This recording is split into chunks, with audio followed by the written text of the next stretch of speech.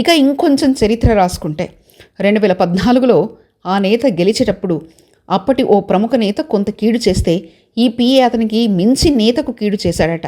అలా మొదలైన మోత ఆ నేత సొంత మేనలుడికి 2019లో ఉత్తర నియోజకవర్గంలో కొంత కీడు చేశారట. అది ఇంటి పేరు కాబట్టి అలా కాపాడుకున్నా. ప్రస్తుతం పిఏ కీడుతో వీళ్ళిద్దరికీ మించి నష్టం జరుగుతుందట. ఆ ఇంట్లో మంట రేపుతున్న పిఏ క్యారెక్టర్ను 20 సంవత్సరాల నుంచి గమనిస్తున్న ఇంట్లో వాళ్ళు వద్దని చెప్తున్నారట. ఆ నేత దగ్గర చోడవరం నియోజకవర్గంలో 2004లో అప్పటి ఎమ్మెల్యేగా ఉన్న నేత దగ్గర ఆఫీస్ ఇన్ఛార్జిగా జాయిన్ అయ్యాడు. అప్పటి నుంచి ఇప్పటి వరకు ఈ పిఏ ఒక ఎత్తుకు ఎదిగాడట. అది ఆ నేత కన్నా 10 రెట్లు. అంటే ఎలా ఎదిగాడు అనేది ఇప్పటికే మీకు అర్థమైపోయి ఉంటుంది.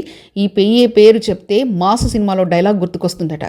పిఏకి కలెక్షన్లు, పొలిటికల్ కలెక్షన్లు, కంపెనీ కాంట్రాక్టర్లు, వర్కులు, బినామిక వ్యవస్థలు మేనేజ్ చేయడంలో దిట్టనట. సెటిల్మెంట్లో మాస్ క్యారెక్టర్గా పేరొందిన ప్రముఖ పిఏ ఆయన.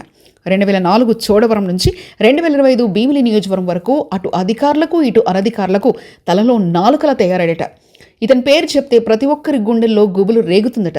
ఇతను గత కొన్ని సంవత్సరాలుగా సంపాదనపై పడ్డాడట.